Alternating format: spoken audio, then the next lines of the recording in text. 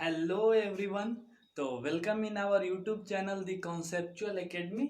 और आज हम यूनिट 10 मेजरमेंट का नेक्स्ट लेक्चर लेकर आ गए हैं और वो है डायमेंशनल एनालिसिस के ऊपर।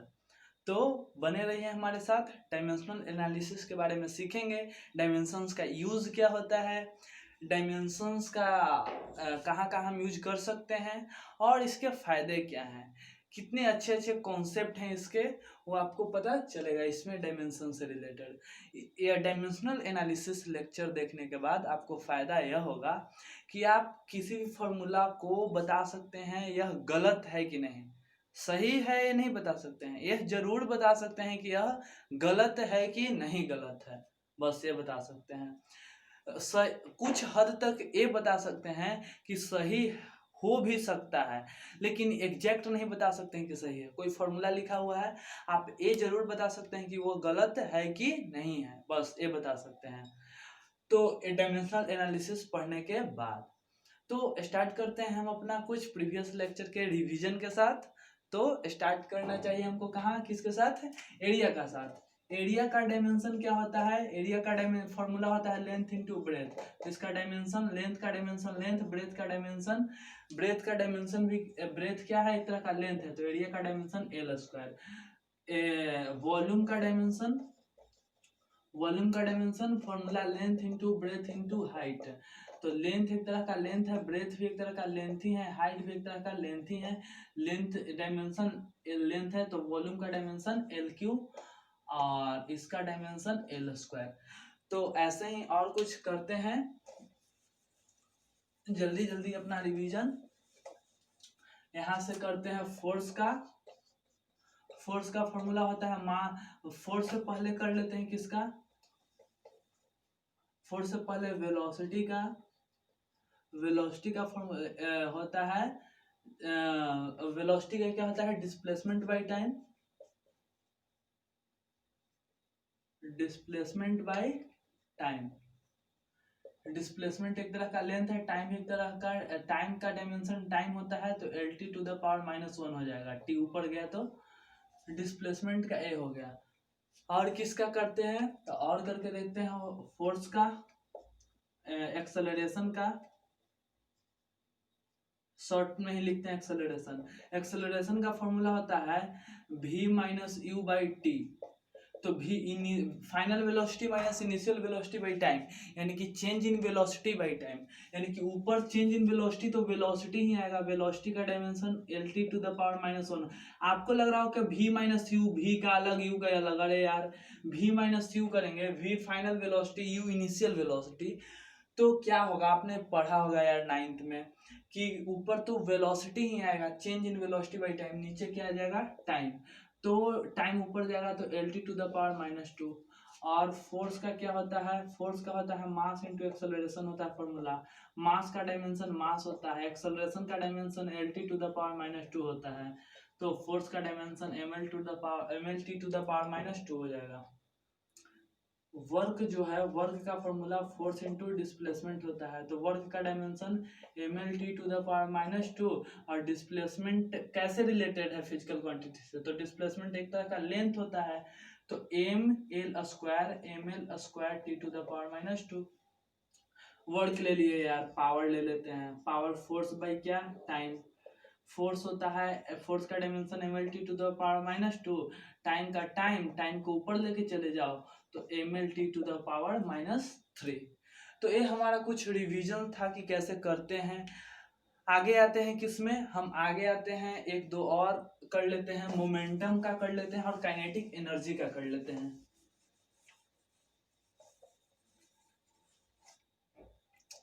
मोमेंटम का करते हैं और काइनेटिक एनर्जी का। तो देखिए, मोमेंटम का फॉर्मूला होता है P is equal to M V, mass into velocity. Mass का डायमेंशन, तो मास तो खुद फंडामेंटल क्वांटिटी है, वेलोसिटी का L T to the power -1, तो मोमेंटम का M L T to the power -1। और क्या कर सकते हैं, बहुत सारा क्वांटिटी है, बहुत सारा क्वांटिटी है, बहुत सारा डायमेंशन होगा। करना क्या है आपको, बस कॉन्सेप्ट जानना है। कॉन्सेप्ट कैसे जानना है कि बस आपको फॉर्मूला याद रखना है। क्या याद रखना है? फॉर्मूला याद रखना है। फॉर्मूला याद रखने के बाद उनका डायमेंशन थोड़ा बहुत कुछ कुछ याद रखना है, उसके बाद किसी का भी डायमेंशन खुद निकाल सकते हैं। ठीक है, तो आगे हम लेके चलते हैं आज का मेन टॉपिक डायमेंशनल एनालिसिस। मजा बहुत आने वाले है। ठीक है, इसमें देखेंगे। चलो, तो इसमें देखते हैं डायमेंशनल एनालिसिस में क्या पढ़ना है पहले। तो यार पहले सिंपल से पढ़ लेते हैं कि डायमेंशन का यूज क्या होता है। डायमेंशनल एनालिसिस नाम भारी भरकम नहीं रटना है यार, बिल्कुल नहीं रटना है। ठीक है, बस इसका मीन समझना है कि डायमेंशनल एनालिसिस क्या है। डायमेंशनल एनालिसिस में आपको जनरली बेसिकली दो ही चीज पढ़ना है।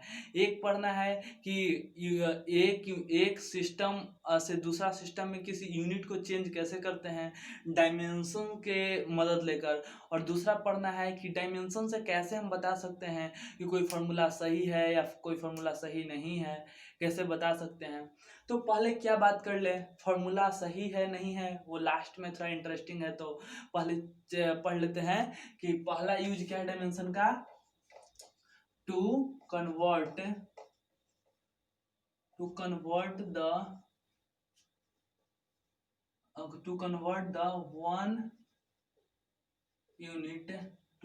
the one unit into another system of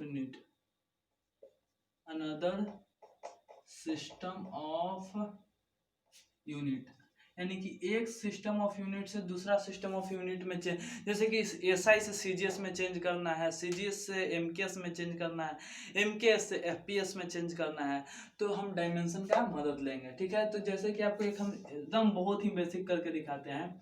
जैसे कि कोई फिजिकल क्वांटिटी, जैसे देखिए 1 मीटर में कितना सेंटीमीटर होता है? 100 सेंटीमीटर। तो ये हमारा क्या है? ये हमारा एसआई है। ये हमारा क्या है? एसआई। ये कि हमारा क्या है? सीजीएस है। तो देखिए एसआई में कोई भी एसआई और सीजीएस है, तो ए वाला टर्म को क्या बोलते हैं? ए तो एन होता है, तो कोफिशिएंट है, मैग्नीट्यूड है। ये हमारा क्या है? यूनिट है। एसआई में ए मैग्नीट्यूड है, ए यूनिट है, तो इसको n1 लिख लेते हैं, इसको u1 लिख लेते हैं। ये हमारा सीजीएस में चला है। कहाँ चला है? सीजीएस में। तो सीजीएस में ए इसका मैग्नीट्यूड हो गया तो n2, और ये सीजीएस का यूनिट हो गया तो इसको लिख लेते हैं u2। लेकिन ये दोनों तो सेम ही है ना यार, n1 u1 और n2 u2 को ऐसे लिख सकते हैं, n1 u1 is equal to n2 u2। ये दोनों तो सेम है, ऐसे है। 1 मीटर बराबर 100 सेंटीमीटर, यानी कि कोई भी एक सिस्टम दूसरा सिस्टम में जब कन्वर्ट होता है तो उसका मैग्नीट्यूड बदल जाता है और उसका यूनिट भी बदल जाता है, लेकिन दोनों का जो मीन होता है, मतलब जो होता है वो तो सेम ही होता है, अमाउंट तो सेम ही है। 1 मीटर या 100 सेंटीमीटर कपड़ा लो, कपड़ा तो बराबर ही मिलेगा। तो बस आपको यह समझना है कि n1 u1 is equal to n2 u2। समझ में आ गया होगा। तो आगे बढ़ते हैं। आगे बढ़ने से पहले दिखाते हैं कि इसमें कैसे पता, क्वेश्चन दिखाते हैं कि 1 न्यूटन पहले करवा चुके हैं। 1 न्यूटन बराबर कितना डाइन? लिख लेते हैं 1 न्यूटन बराबर x डाइन। नहीं पता है कितना डाइन, यही निकालना है कि कितना डाइन 1 न्यूटन में कितना डाइन होता है। या न्यूटन तो ऐसा ही होता है, न्यूटन तो ऐसा, या डाइन क्या होता है? सीजीएस। देखो यहाँ से क्या लिख सकते हैं, यहीं पे आते हैं एक बार। n1 को n1 लिखते हैं। यूनिट जो होता है, यूनिट का, इसको यहाँ पे छोड़, यहाँ पे आते हैं, इसके बाद बताएंगे इसको, रुक जाओ, ज्यादा बेटर रहेगा। 1 न्यूटन में कितना डाइन होगा? तो क्या करेंगे, पहले इसमें n1 कौन है भाई? n1 तो a है। u1 कौन है? u1 तो न्यूटन है। n2 कौन है? तो n2 तो x है, यही तो पता करना है। u2 कौन है? तो u2 तो भाई डाइन है। n1 पता है, u1 पता है, u2 पता है, n2 पता नहीं है। ठीक है, n2 का वैल्यू निकालना है कि 1 न्यूटन में कितना डाइन, तो x डाइन। हम x का वैल्यू निकालेंगे, यानी कि u2 का वैल्यू निकालेंगे। देखो तो सिंपल सिंपल लिख दो, n1 का जगह 1 लिख दो। u1 क्या है? u1 की जगह न्यूटन है। तो भाई न्यूटन क्या है? न्यूटन क्या है? क्या है न्यूटन? न्यूटन फोर्स का यूनिट है। तो आखिर इसका डायमेंशन क्या होगा? u1 का डायमेंशन लिख दो। एक तरह का फोर्स है, फोर्स का यूनिट है, तो फोर्स का डायमेंशन होता है mlt टू द पावर -2। फिर बराबर करेंगे और यहाँ चलेंगे, एक्स तो इस तो निकालना ही है, तो n2 लिख दिए। इनटू डाइन क्या है, डाइन भी एक तरह का फोर्स का ही यूनिट है, तो इसको भी क्या लिखेंगे कि भाई तू भी तो फोर्स ही है, तो mLT⁻²। ये क्या है, डायमेंशन की मदद से हम कैसे निकालते हैं एक सिस्टम से दूसरा सिस्टम में, तो ये भी हमारा एक तरह का फोर्स ही है, तो mLT⁻²। लेकिन हमको निकालना क्या था, देखते हैं, एक स्टेप और चलते हैं। 1 देखो 1 ESI सिस्टम है, इस तरफ क्या है SI और इस तरफ क्या चल रहा है CGS। तो SI सिस्टम में जो मास है, तो मास को क्या देखो SI सिस्टम में मास को करना है मेजर लेंथ को टाइम में, तो मास को क्या चीज में मेजर करते हैं, केजी में। 1 kg लिख लेते हैं, सब 1 लेके चलते हैं। लेंथ कितना होता है 1 मीटर होता है, टाइम कितना होता है 1 सेकेंड होता है। तो इसको और थोड़ा सा इधर कर लेते हैं, ज्यादा बेटर रहेगा।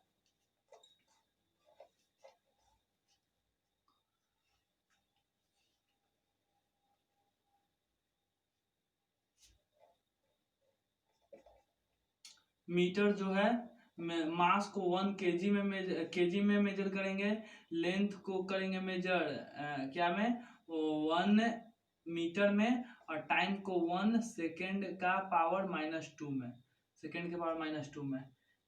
n2 को तो n2 रहने देंगे। m1 क्या है, यहाँ पे CGS में मास क्या होता है 1 ग्राम लिख लेंगे, लेंथ 1 सेंटीमीटर लिख लेंगे, और टाइम 1 सेकेंड के पावर -2 रहेगा, 1 सेकेंड के पावर -2। n2 का वैल्यू निकालना है ना, तो n2 को यहीं छोड़ देंगे और बाकी सबको लेके इधर आ जाएंगे। ये 1 × 1 kg × 1 मीटर × 1 सेकेंड के पावर -2, इधर सबको लेकर आ गए, तो n2 को यहीं पे छोड़ दिए, और 1 ग्राम आ गया इधर, फिर से 1 सेंटीमीटर आ गया, और 1 सेकेंड के पावर -2 आ गया। तो 1 सेकेंड के पावर -2 से 1 सेकेंड के पावर -2 खत्म। अब देखो ऊपर देख लेते हैं, ग्राम है तो ऊपर केजी है, तो ग्राम में चेंज कर लेते हैं। 1 केजी में 1000 ग्राम इंटू 1 मीटर में 100 सेंटीमीटर, और नीचे हो गया 1 ग्राम इंटू 1 सेंटीमीटर। सेंटीमीटर से सेंटीमीटर कैंसिल, ग्राम से ग्राम कैंसिल, 10 के पावर 3 और 10 के पावर 2 यानी कि 10 के पावर 5 आया। n2 बराबर कितना आया 10 के पावर 5, यानी कि 1 न्यूटन में कितना डाइन होगा 10 के पावर 5 डाइन। तो ये समझना था कि डायमेंशन से कैसे हम एक क्वांटिटी को दूसरा क्वांटिटी में चेंज करते हैं। पहले लिख लेते हैं n1 u1 n2 u2, फिर लिख लेते हैं formula n1 u1 = n2 u2 जो निकालना है। फिर उसका डायमेंशन लिखते हैं कि फोर्स है कि वर्क है, लिख लेते हैं, उसका डायमेंशन लिखते हैं। डायमेंशन लिखने के बाद एसआई में क्या होता है और सीजीएस में क्या होता है उसका मैग्नीट्यूड वो लिखते हैं। तो ये तो हमारा हो गया क्या, कि एक सिस्टम से दूसरा सिस्टम में कैसे चेंज करते हैं। और जो हमारा दूसरा है वो है principle of homogeneity. Principle of homogeneity यह बतलाता है, जो हमारा दूसरा है वो है प्रिंसिपल ऑफ होमोजीनिटी, HOMOGENITY। दूसरा है हमारा प्रिंसिपल ऑफ होमोजीनिटी। तो प्रिंसिपल ऑफ होमोजीनिटी क्या बोलता है कि कोई भी इक्वेशन में, कोई भी फिजिक्स के फॉर्मूला है, कोई भी फिजिक्स का जो फॉर्मूला आता है, जो कोई भी हम फिजिक्स को फॉर्मूला देखते हैं, तो उस फॉर्मूला के इक्वेशन जो रहता है, फॉर्मूला का जो इक्वेशन बनेगा, तो उस इक्वेशन में क्या क्या होना चाहिए। प्रिंसिपल ऑफ होमोजीनिटी क्या है, एक रूल है, उस रूल में बताया गया कि फिजिक्स के कैसा भी फॉर्मूला हो, उस फॉर्मूले में क्या होना चाहिए, वो फॉर्मूले के जो इक्वेशन होना चाहिए, फॉर्मूला का जो इक्वेशन होना चाहिए, तो जो इक्वेशन में जितना भी टर्म आता है ना, dimension of each term same होना चाहिए। Dimension of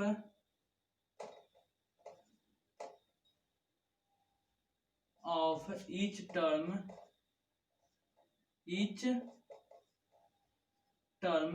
must be same। Her term के डायमेंशन क्या होना चाहिए, सेम होना चाहिए। कोई भी फिजिक्स का फॉर्मूला हो, हर टर्म का डायमेंशन सेम होना चाहिए। इसका मतलब क्या था कि सेम जो है ना, सेम क्वांटिटी जो रहेगा, सेम सेम सेम जो है, सेम के साथ ऐड या सब्ट्रैक्ट होगा, प्लस या माइनस होगा। सेम सेम प्लस या माइनस कर सकते हैं, ऐड या सब्ट्रैक्ट कर सकते हैं। जैसे फोर्स 5 न्यूटन फोर्स और 2 मीटर लेंथ को ऐड करना है, तो क्या ऐड कर सकते हैं? नहीं। 5 न्यूटन फोर्स और 2 न्यूटन फोर्स, 7 न्यूटन फोर्स कर सकते हैं ऐड। तो प्रिंसिपल ऑफ होमोजिनिटी भी इतना ही सिंपल है, लेकिन कैसे उसको बताते हैं कैसे, देखिए। जैसे कि फॉर्मूला आपने पढ़ा होगा, फॉर्मूला आपने पढ़ा होगा क्या?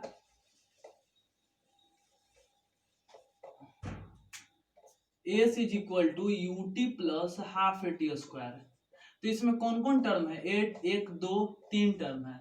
तो इन तीनों टर्म में से सबका डायमेंशन सेम होना चाहिए, तभी ये फॉर्मूला सही होगा, वरना ये फॉर्मूला क्या होगा? गलत होगा। तो कोई भी फॉर्मूला को सही होने के लिए उसको डायमेंशनली करेक्ट होना पड़ता है, ठीक है। तो यहाँ से देखते हैं कि सही है कि नहीं, चेक कर लेते हैं। एस क्या है? डिस्प्लेसमेंट है, यानी कि लेंथ है। तो क्या इसका भी डायमेंशन लेंथ ही आएगा? इसका तो लेंथ है, चलो इसका देखते हैं। ये तो है यूटी, क्या है यूटी? क्या है? यू मेरा क्या है? Velocity, L T to the power -1, और इनटू टाइम, क्या है? टाइम का टी, टी यानी कि L T to the power -t को लिख सकते हैं एल बाई टी, और टी से टी कैंसिल हो गया। इसका भी डायमेंशन क्या आया? एल आया। लेंथ, इसका भी डायमेंशन एल आया। इसमें देखिए इसका डायमेंशन 1/2 का डायमेंशन क्या होता है? 1/2 का डायमेंशन, कोई भी नंबर का जो डायमेंशन होता है वो 0 होता है। जितना भी प्योर नंबर है 1 2 3 4 पाई एक्स लॉग ई एक्स एक्सपोनेंशियल, ये जितना भी नंबर होता है वो सबका डायमेंशन क्या होता है? 0। तो इसका तो डायमेंशन होगा नहीं, और होता ही नहीं है। ए का dimension L T to the power -2 into T. तो देखते हैं इसका L T to the power -2, और इसका क्या हो जाएगा? टी हो जाएगा। तो यहाँ पे ए टी स्क्वायर होता है, तो यहाँ पे टी स्क्वायर हो जाएगा। तो यहाँ से देखते हैं, तो एल बाई टी, टी को नीचे लेके आओ तो T square into T square, T square से T square cancel, L L L L, यानी कि फॉर्मूला सही है क्योंकि तीनों का डायमेंशन सेम आ रहा है। ये फॉर्मूला सही हो सकता है, गलत नहीं है, गलत नहीं है, सही हो सकता है। यानी कि एक और चीज देखते हैं कि डायमेंशन हम लोगों को क्या बतलाता है। एक और चीज लेके देखते हैं, एक और एग्जांपल लेके देखते हैं कि t बराबर इसी में एक एग्जांपल लेके देखते हैं। s बराबर you t plus A t square. ये फॉर्मूला तो गलत है, लेकिन फिर भी डायमेंशन निकालिएगा तो इसका भी एल, इसका भी एल, इसका भी एल आएगा। तो जो हमारा प्रिंसिपल ऑफ होमोजिनिटी है वो क्या बतलाता है? तो हम डायमेंशनल एनालिसिस के थ्रू सिर्फ यह बतला सकते हैं कि ओनली क्या बता सकते हैं कि कौन फॉर्मूला रॉन्ग है, कौन फॉर्मूला क्या है? रॉन्ग है। ये नहीं बता सकते हैं कि कौन राइट है। जैसे कि देखिए ये फॉर्मूला, जैसे कि तीनों का डायमेंशन क्या आ रहा है? सेम आ रहा है। तीनों का डायमेंशन सेम आ रहा है, इसका मतलब है फॉर्मूला सही हो सकता है। कोई भी फॉर्मूला को सही होने के लिए उसका सारा का dimension, principle of homogeneity follow करना चाहिए, यानी कि ईच टर्म का डायमेंशन सेम होना चाहिए। और यदि प्रिंसिपल ऑफ होमोजिनिटी को फॉलो नहीं करता है तो पक्का है कि वह रॉन्ग है।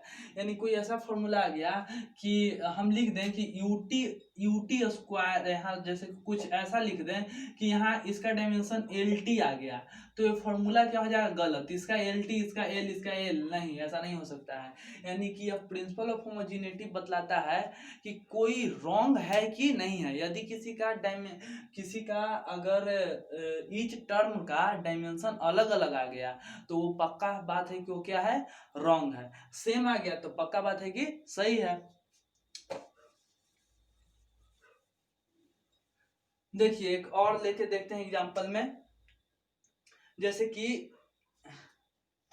x, यहाँ लेंथ बराबर एक फॉर्मूला है, लेंथ बराबर x plus A plus B T plus C T square, A plus B T plus C T square, ये हमारा एक फॉर्मूला है। तो क्या है फॉर्मूला सही है? लेंथ का फॉर्मूला या कुछ का फॉर्मूला लिखा हुआ है, चलिए लेंथ का है, लेंथ निकालने का एक फॉर्मूला है, क्या ये सही है? तो चेक कर लेंगे कि सही है कि नहीं। तो सही है कि नहीं कैसे चेक करेंगे इसमें? तो इसमें आपको सही है कि नहीं ये नहीं पता करना है, इसमें पता करना है कि ए का डायमेंशन क्या है। ये फॉर्मूला दिया हुआ है एल बराबर A plus B T plus C T square, यानी इससे ये पता चलता है कि जितना इसका डायमेंशन उतना है इसका डायमेंशन, उतना है इसका डायमेंशन उतना है इसका डायमेंशन। यदि ये फॉर्मूला सही है तो सबके डायमेंशन क्या होगा? सबका सेम सेम डायमेंशन होगा।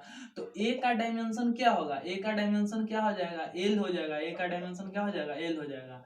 इसका डायमेंशन क्या होगा? बी का डायमेंशन क्या होगा? तो b का डायमेंशन l मत बोल दीजिए, क्योंकि bt का डायमेंशन क्या है? bt का डायमेंशन l है, तो b का डायमेंशन l बाई t हो जाएगा, यानी कि b का dimension l t to the power minus 1 हो जाएगा। bt का डायमेंशन क्या हो जाएगा? b का डायमेंशन सिर्फ और सिर्फ b का, सिर्फ और सिर्फ किसका? b का। b का डायमेंशन हो जाएगा l t to the power minus 1। यहाँ ऐसे तो फॉर्मूला सब सही है, सबका निकालिएगा तो एल ही आएगा, लेकिन कोई पूछे ए का डायमेंशन, तो ए का डायमेंशन एल, बी का dimension L T to the power minus 2, L T to the power minus 1, और सी का डायमेंशन कितना है?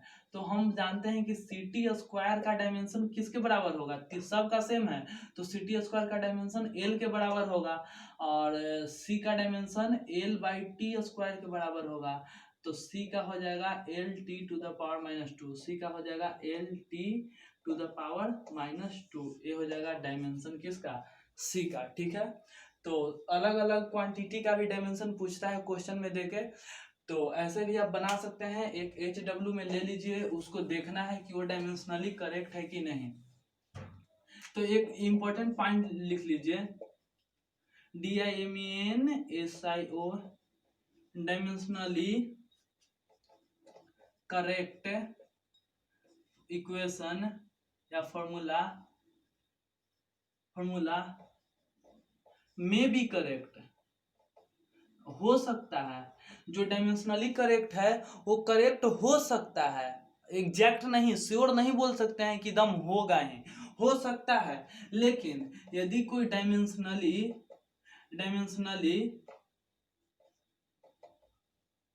कोई अगर डायमेंशनली रॉन्ग हो गया, यदि कोई फॉर्मूला डायमेंशनली क्या हो गया? रॉन्ग हो गया, तो क्या है? श्योर है कि वो क्या है? वो फॉर्मूला रॉन्ग है। यानी कि डायमेंशनली रॉन्ग फॉर्मूला हमेशा रॉन्ग होता है, डायमेंशनली करेक्ट फॉर्मूला सही हो सकता है। तो एच डब्ल्यू में एक बना के लाना है कि वो डायमेंशनली करेक्ट है कि नहीं। टी बराबर 2 pi under root M L by F, ये फॉर्मूला है। क्या ये फॉर्मूला डायमेंशनली करेक्ट है? बस इसको चेक करके लाना है।